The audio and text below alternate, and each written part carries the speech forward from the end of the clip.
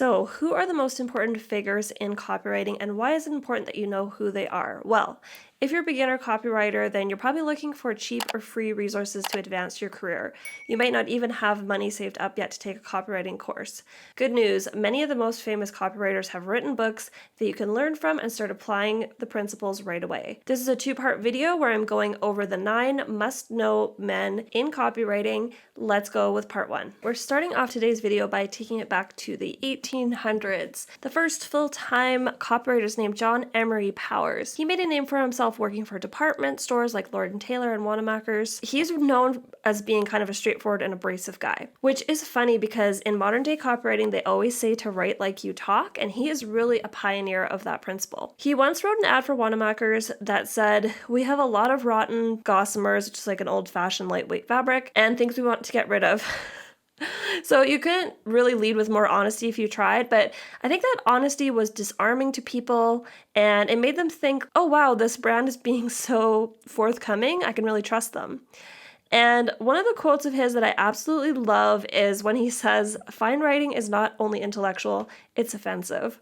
So if your writing is using too many 3-syllable words or you need a college or university degree just to read it, that's probably not good copywriting, as John Powers teaches us. Number 2 is Claude C Hopkins, who wrote Scientific Advertising in 1923. Now, even though the book is over 100 years old, many of the principles still ring true. He was one of the first men in advertising to say that you should actually track a return on the investment when it comes to your advertising dollars. Up until that point, I feel like he describes situations where people are spending their money pretty blindly and they don't have a system in place to figure out how much business that actually brought in. And Claude C Hopkins was one of the first people to bring that to business's attention. The other thing he says that I absolutely love is that you should never try to create a desire from scratch. You should tap into a desire that already exists. Perfect example of this is the show Shark Tank. If you've seen a product where somebody's spending, so much money on marketing and the sharks just say, nobody even wants that. Like, you're paying just to educate the public to want that product. He really cautioned against doing that kind of thing. So tap into the stuff that people already want. Side note, I did a full review of this book. It's one of my favorite copywriting books. I'm going to link to that in the comments below. Make sure to check out parts 1 and 2 of that one. The third person is somebody you may not have heard of already, especially if you are a North American-based copywriter. This is actually a British copywriter named Dalton Darby. He's born in 1936, and he has one of the most iconic and successful copywriting books of all time. It's called Common Sense Direct and Digital Marketing. It's been on the top of the bestseller charts since it was launched in 1982, and it's been published in 17 different languages. Famously, it even comes with a money-back guarantee, and according to Bird, nobody's ever taken him up on it. Now, he has one of the most outrageous bios that I'm going to link in the comments below, where he shares that he's been stabbed 3 times, made and lost millions, and taken a trip to David Ogilvy's Chateau Tuffeau.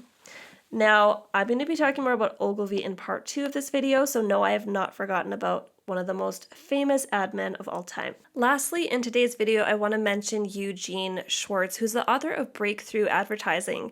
This is one of the most iconic books about copywriting, but disclaimer, it is difficult to get through, very dense, difficult to find, and expensive. That being said, if you come across a copy, go ahead and grab it. He was born in 1927 in Butte, Montana, and actually became quite a well-renowned art collector and curator in his later years. He's best known for his work in direct mail advertising, and one of the most famous lines he ever wrote was for memory expert Harry Lorraine's first book.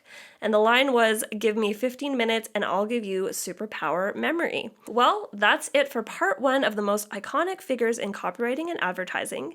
Stay tuned for part 2, where I'm going to talk about people like Gary Halpert, Leo Burnett, David Ogilvy, Joe Sugarman, and even a copywriter who's more famous that you think that you might not have already heard of. So keep your eye out for that video next week, and let me know who is your favorite copywriter on this list. Tell me in the comments.